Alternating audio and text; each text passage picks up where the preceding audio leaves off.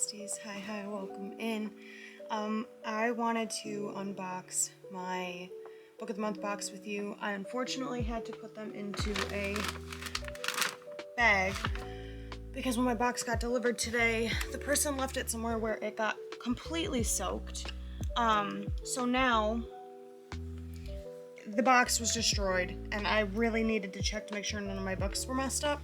So I did that, but I wanted to show you the books that I got this month. So our first book is Famous Last Words by Gillian McAllister. This is actually going to be on this month's TBR. I was just waiting for it to come in. It is on the TBR for this month. But this is about a new mother whose world is upended when her husband commits a terrifying crime. So she basically is supposed to start her first day back at her job after having her child. And she wakes up to a note from her husband. It's a cryptic note, and while she's getting ready, the cops show up at her door and basically tell her that there's a situation going on during a hostage situation that's happening in London, and he's not a hostage, he is the gunman who's holding them all captive. And she doesn't know what to do because nobody else knows what he wrote in that note. But this is basically about this whole situation, and I think that sounds really, really good. It'll be my first book by this author, and it sounds like it's going to be a really good thriller. Oh, the front of this says, "One morning he's your husband, by nightfall he's a criminal, and these are his famous last words." So that sounds really good. That is going on to this month's TBR, which I do have this month's TBR next to me because we're also going to do a little choosing of this month's, for this next video, this video that we're filming, what books we're going to read this week. It's either going to be 2 or 3 depending on the size of the book. But the next book we have is A Fate Inked in Blood by Danielle L. Jensen. I don't know too much about this, so I'm just going to read you the little blurb inside. I don't know much about a lot of the books, I just hear they come highly rated. But this says, bound in an unwanted marriage, Freya spends her days gutting fish but dreams of becoming a warrior and of putting an axe in her boorish husband's back. Freya's dreams abruptly become reality when her husband betrays her to the region's Jarl, landing her in a fight to the death against his son, Bjorn. To survive, Freya is forced to reveal her deepest secret. She possesses a drop of a goddess's blood, which makes her a shield maiden with magic capability of repelling an attack.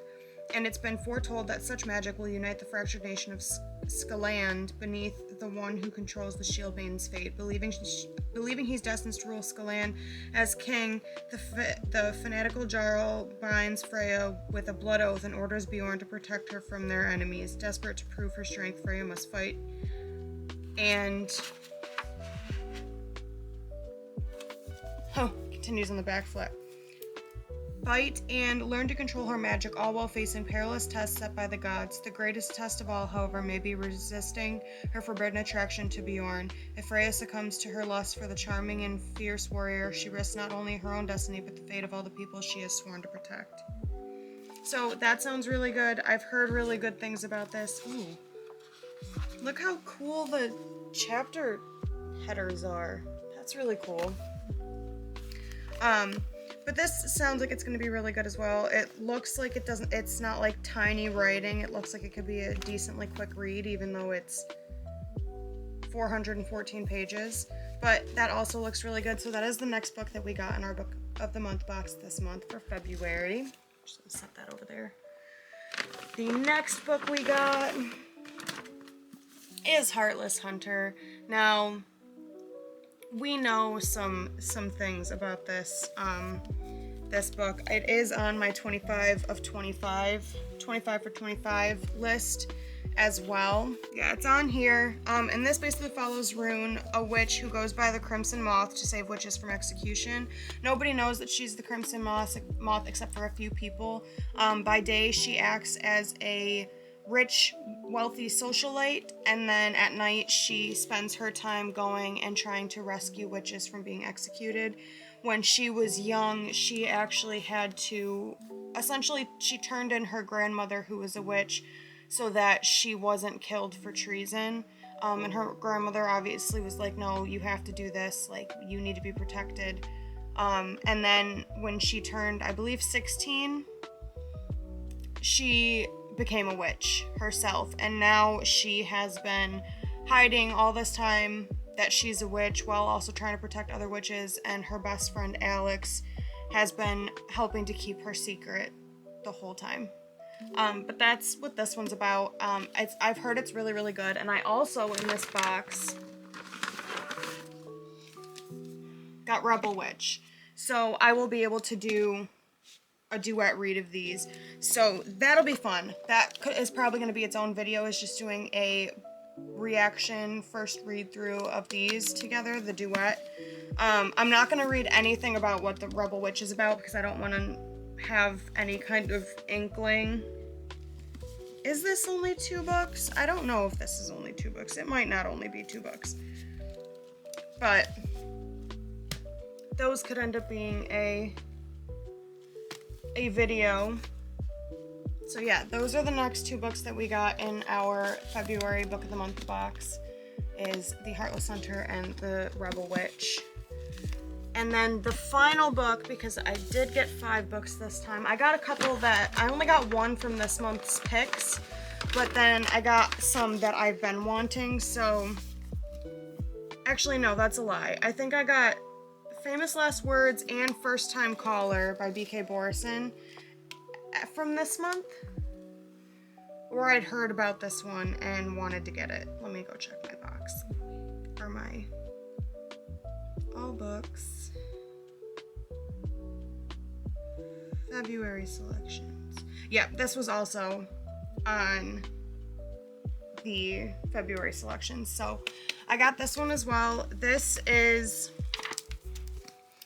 about Aiden Valentine has a secret. He's fallen out of love with love, and as the host of Baltimore's romance hotline, that's a bit of a problem. But when a young girl calls into the station asking for dating advice for her mom, the interview goes viral, thrusting Aiden heartstrings into the limelight. Lucy Stone thought she was doing just fine. She has a good job, an incredible family, and a smart, slightly devious kid. When all of Baltimore is suddenly scrutinizing her love life, or the lack thereof, she begins to question if she's as happy as she believed. Maybe a little more romance wouldn't be such a bad thing. Everyone wants Lucy to find her happy ending, even the handsome, temperamental man calling the shots. But when sparks start to fly behind the scenes, Lucy must make the final decision between the radio-sponsored Happily Ever After or the man in the headphones next to her. So that sounds really cute. It's a cute little romance that I'm excited to read. And yeah, so those are the books that we got in this month's Book of the Month box. Now I don't know how I want to go about choosing books from this month's TBR. So this month's TBR is as follows. If you guys can see that. We have, Beach Read, Serpent in the Wings of the Night, The When the Moon Hatched, Variation, The Coven, Famous Last Words, and The Road of Bones. We can do 1 and 7 and then just choose. Maybe we'll do it that way. So let's go into our random number generator.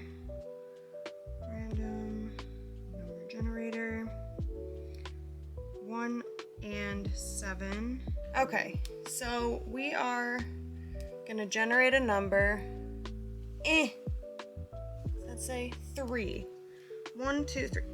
When the Moon Hatched. Of course. So When the Moon Hatched is gonna be the first book that we read this week. I think we're only going to choose one other book because this is very big. It's a very, very big book. 690 pages. So we're going to choose one more book for this week. Change it. So then we'll go down to 1 of 6. 1 through 6. I don't know if you can see that. Okay. Number 1, beach read. Beach read is going to be our next option. So we're going to be this week, we are going to be reading Beach Read and When the Moon Hatched. And then if I end up finishing both of those and still have time left in the week, then maybe I will come back and we can do another generator and we can pick a third book. I just didn't want to try to do 3 and not be able to because of When the Moon Hatched being as chunky as it is. But yeah, so those are the books that we're gonna read this week, and I will probably start with When the Moon Hatched since it's so large. So I will be back when I have some updates for you guys.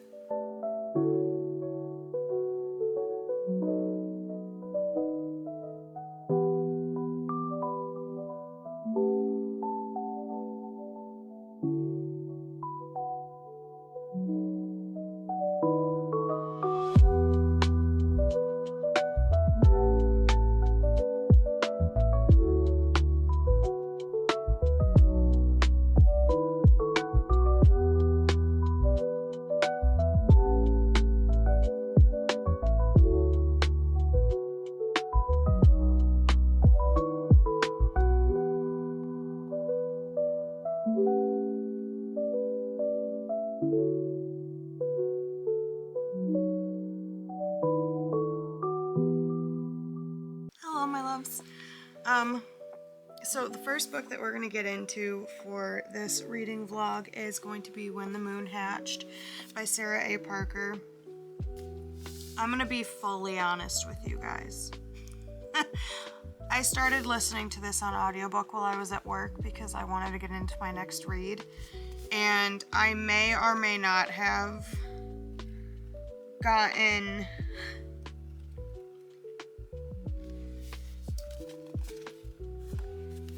this far into the book already. Actually, that's a lie to you because I've technically made it farther than that. But between not yesterday, Tuesday, and today at work, I have made it to chapter 35, which is quite far into the book. I am a little under halfway through-ish. I've read this much of it so far. This story basically follows Rave. She is I think she's a fae or of some kind. I think that's what it is because it's like people with pointed ears, essentially. But our story follows Rave, and she possesses the ability to hear the creator's songs, one in particular, and she pretends to live her life as a null. So nulls are people who can't hear elemental songs. They weren't blessed by the creators, and she goes about her life pretending that she is not blessed by the creators. There are 5 of them. Kalis, the god of Aether, Balder, the god of ground, Rain, the goddess of water, Claude, the goddess of air, and Ignos, the god of fire. They were the 5 creators of this world, and though there are plenty of different creatures that are on the world, they are the most proud of their dragons. And there are 3 types of dragons. There is a saber scythe of the Brune or Brun. They're known for their ferocity, and they live closest to the sun in like warmer climates. Molten Maws are from the Fade, and they have sharp beaks, vicious claws, and colorful feathers, but they are less vicious than the saber scythe. And then they have the Moon Plumes, which are ethereal and cunning. They have luminous, leathery skin and long, silky tails. And they live the furthest from the sun in the shade, a place of deep cold. We get like multiple POVs in this. So you have Rave and Khan in the present, and then you have the diary entries of Elwyn in the past, but you do get, like, Khan brings up Eluin once we meet him, because Rave is a part of this society basically called the Fyr Da'ath, which is a rebel group that are working to counteract the kingdom's tyranny. And they basically are just a big group of assassins and stuff who go out and take people out. All folks that are able to hear the elemental songs are supposed to wear these beads, and each creator has a different bead color. So red beads are for Ignos, blue beads are for Rain, brown beads are for Balder, and clear beads are for Claude. Trial, and basically says that she's guilty and is proud of how many people she took out without even realizing that she did, because she lost count and she was kind of just blacked out. But Khan shows up, and he is like, he's a king, but he's in disguise. He's like the hidden king. I'm basically at the point now where she's been taken from her punishment, her death sentence, and he's bringing her back to where he lives, but they have made kind of a pit stop at this house that his mother used to go to all the time, and they get all cleaned up, and he makes them some food. He stops there to make a bunch of food to take with them on the journey so that they don't have to stop in any towns on their way to his home. So that's where I'm at right now. Where I left off, I'm like in the middle of a chapter, but I left off where she is trying to sneak out and then decides that she doesn't want to hurt him, but they hate each other. Well, she really hates him. And somehow I think he knows her. And I'm thinking, I don't know because I don't know anything about this book, but I'm thinking that Rave and Eluin are the same person. Somehow. Or they're related or something, because he basically says that the person who she reminds him of is Eluin, which is interesting. And I think that maybe somehow they're connected or they're the same person. That we might have a throne of glass situation on our hands. But it's been really good so far. They really despise each other, and she's been threatening to kill him left, right, and center. And he basically says, if you want to try to sneak out, if you manage to make it past me, because he'll be sleeping like right near the exit, he's like, if you manage to make it past me, I will hunt you down, and I will enjoy doing it. So she realizes she was gonna leave him alive and just go, but then she remembers that he said he was gonna hunt her down, so that she's like, well, I have to take him out now. Like, I don't want to be on the run for the rest of my life, and I know he'll find me, especially with the condition that she's in. So it's really good. That's where I'm at right now, is her kind of battling with what she's gonna do. But it's been really good so far. I've been pretty hooked into it. Like I said, I'm almost halfway through, and I will be back to update you guys the next time that I have an update.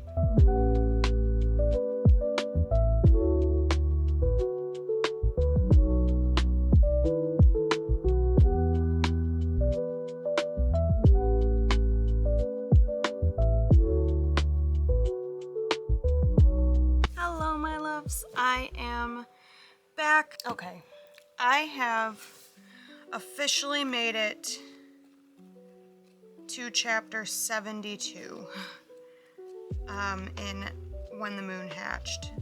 There has been quite a bit that has happened. So I am now this far into this book, with only this much left. I'm really, really liking this so far. I adore Rave. Khan is so sweet. When I left off with you guys, we were in this like house thing that belonged to Khan's mother before she passed, I believe it was. And I'm so sorry. I'm definitely gonna have to do a reread of this, because there's so much information in this book that it's kind of hard to remember it all.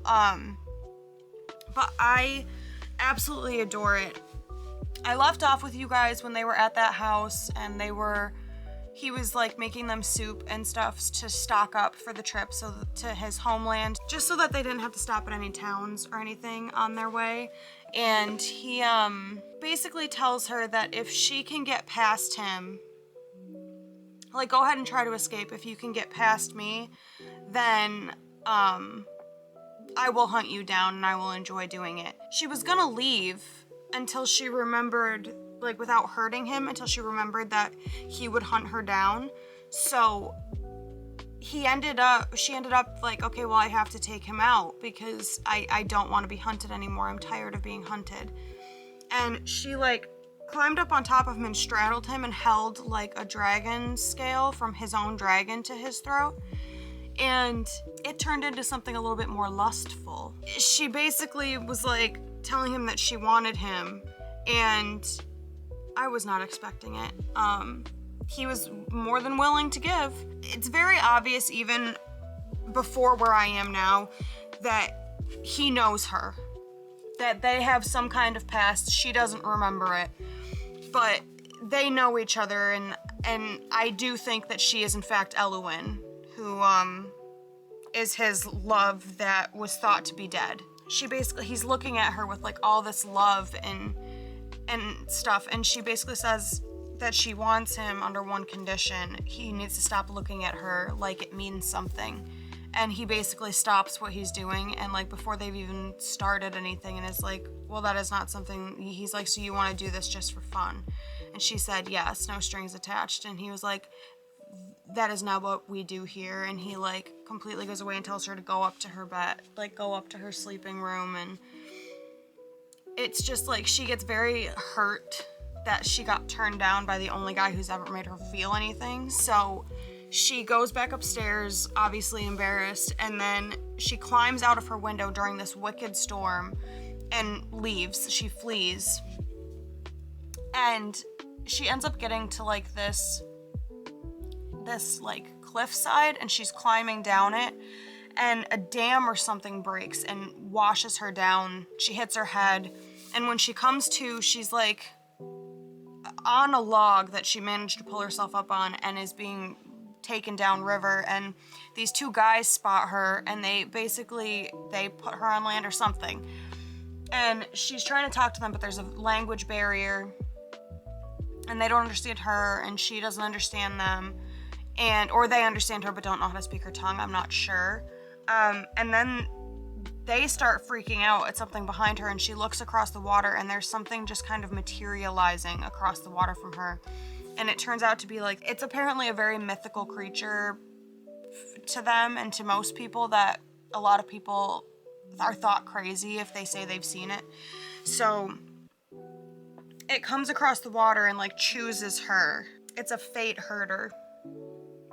A large silver feline-like creature that is more legend than reality.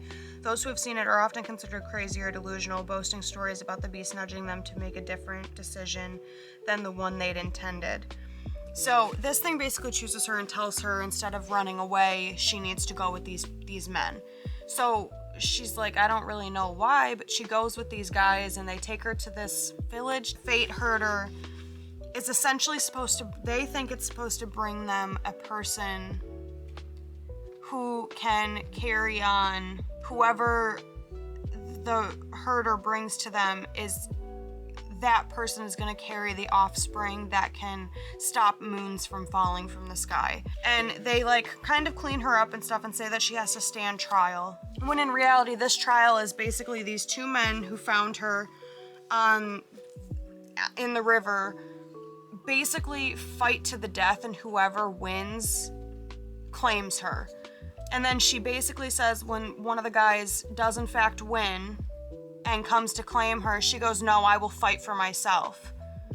And they let her fight for her own hand, essentially. And she goes out there, and she's actually doing really well against this. They're one of their fiercest warriors. And there's somebody on the sidelines who does speak her language and has been translating. And this guy, his name is Hawk, basically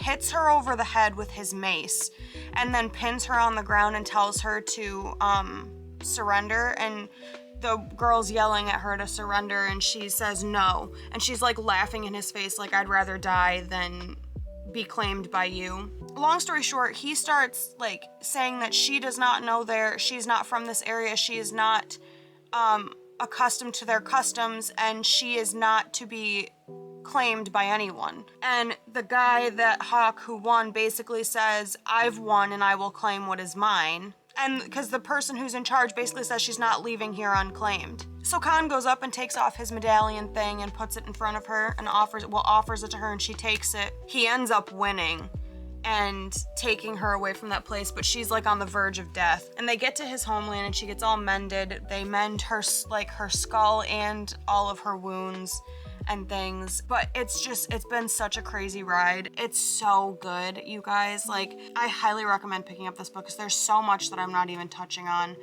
It's such a good book and there's so much in it. Like, there's so much information and world building and so many different things. And I do recommend, if you're gonna read it, maybe trying to do an immersive read. I think I'm gonna reread it probably in October when the second book comes out.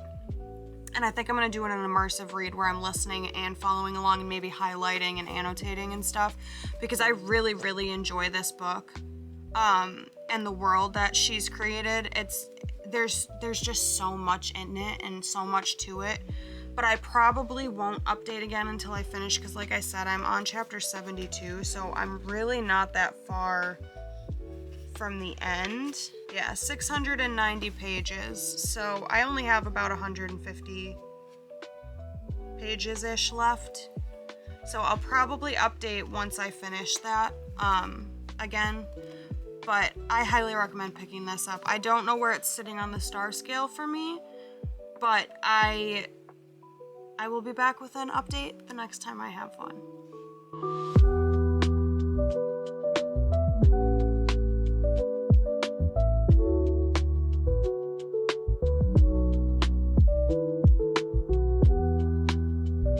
Hello, my loves. Hello, my besties. Hi, welcome in. It is Monday, and I have finished When the Moon Hatched. I ate this book up. I really enjoyed this. I rated it a 4.25.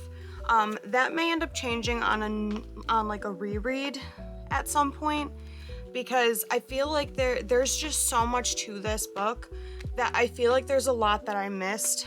I did listen to it on audiobook, because I started it while I was working, and then I was just kind of hooked into listening to it on audio.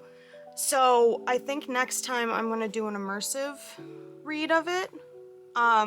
So follow along while I listen. Sorry, we had snow Saturday, rain yesterday, and then more snow. And now we have like very high mile-an-hour winds, so there's ice flying off of the trees. So when you hear that, it's ice. I'm sorry, I live in New York State and it has been frozen heckish here lately. But yeah, I finished this. I really, really enjoyed this. I loved the story and the plot. It was so good, and the romance was a slow burn. Like, it was a slow burn, but also not. Khan knows Rave as somebody else in this. And she is the same person, but she goes by her middle name instead of Eluin. And I really liked that this book was split up between her point of view and his point of view, and then there were diary entries from Eluin's point of view. But then toward the end, you got some other point of views as well. Like, you had Rek, Zaros, who's another character that we don't like in this, and then we got the Other. So the Other is somebody within Rave, which I think is interesting. And then we also get a couple of chapters of the point of view of Khan's sister, which I think is interesting as well. And then it leaves off on a cliffhanger, and the epilogue is in the POV of the Scavenger King. I believe is one of Khan's brothers. But there's so much to this book. I highly recommend picking this up and really focusing on it because it is so good. This is such a good book. There's still so much that I don't fully understand, but I still really enjoyed this. And like I said, I think it's gonna end up being upped in stars once I do a reread and like fully, like, well, probably not even still fully, but understand a little bit more and can keep track of things a little bit better. But I really liked this. I loved the relationship between Raven and Khan, even though, like, it starts out with her hating him and him knowing who she is, but she doesn't fully know who she is. And I think it's very interesting to watch their relationship, kind of her coming into this relationship more and going from wanting to take him out to not being able to do that, and kind of growing feelings but being scared of the feelings because every single person that she's gotten close to has passed on and she doesn't want that to happen with him. So I just think it's really interesting, and there's still so much to know. Like there's a lot of things that we don't really have answers to. So I'm very excited for the second book to come out. I think it comes out in October, but I'm very excited for that. I really loved this. I loved the dragons. I loved the lore and the plot and the setting and just all of it. I really enjoyed this. It didn't give me those same like obsession vibes like Akhtar and Fourth Wing and stuff, which is why it's not a 5-star, but I think it may end up being higher than a 4.25 during a reread. Maybe not up to 5-star level, but at least a little higher because I really did enjoy this. Next though, we are going to pick up Beach Read. I'm probably going to start this today and try to get it finished in the next couple days, but we are going to pick this one up. I've heard that this is really good, and I'm excited to kind of delve into something a little bit more easy read and not so like world heavy. Not that this was hard to read, but you know, these high fantasy larger books can sometimes be a little bit more, there's more thinking to it than there will be with like just a contemporary romance. So I'm excited to get to this. I will be picking this up for a little bit today, and then I will be back when I have some more updates for you and some thoughts.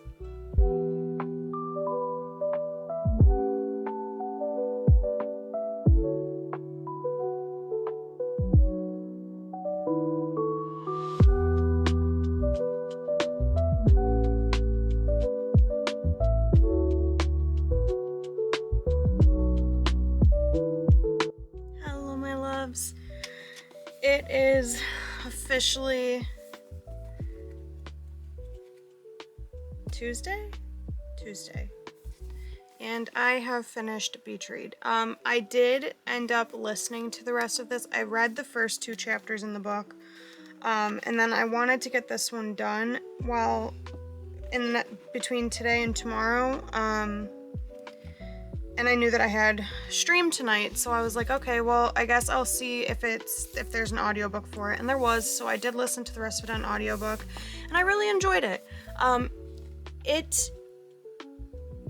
really liked January, and I did really like Augustus. I really hate that she calls him Gus, but I really do like the plot of this. It was very interesting to see the very different sides of how they write.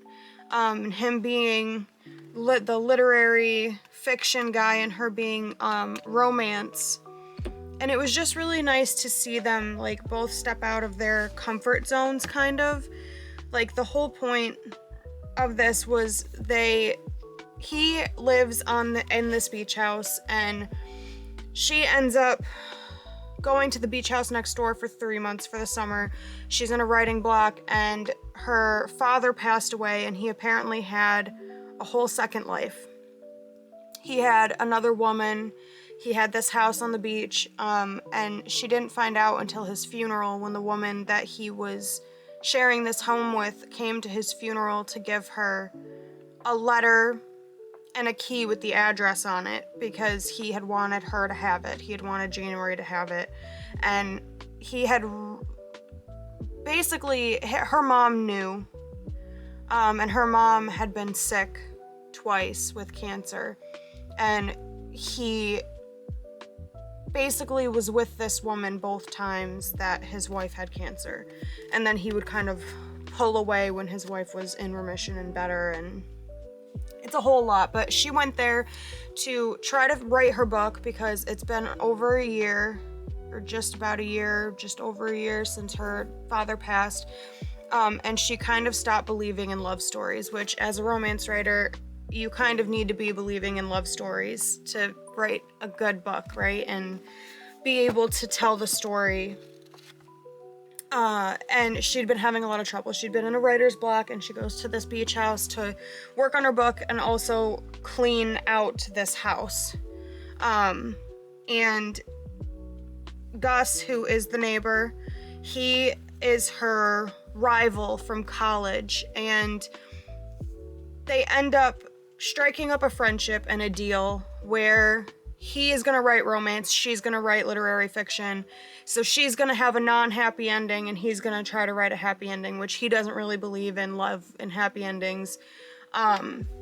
So they start going on these like dates, but not really dates, these activities or events type things that will give a little bit of insight into the other's genre that they write.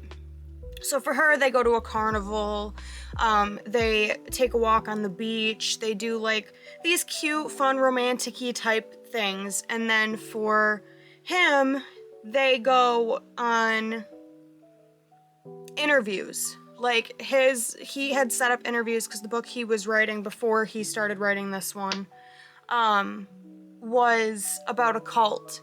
So he had found out about this cult, the Eden something, and he had set up interviews with somebody from inside the cult who was a part of it, who had gotten away before the whole cult had gotten burned to the ground.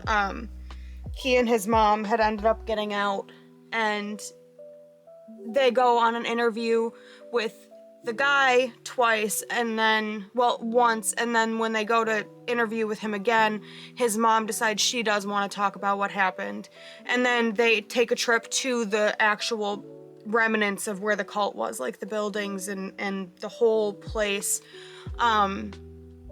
and it's just a very different mindset that they have to be in for their genre, so they're trying to put each other into that mindset to help write the book, and they end up forming more of a connection, and he tells her that he's wanted her since before a frat party that they got a little steamy at in college, and it was just a really sweet book, and it was a sweet build-up, and there wasn't really a bad third act conflict or anything. Like, it wasn't anything bad or any kind of miscommunication or anything,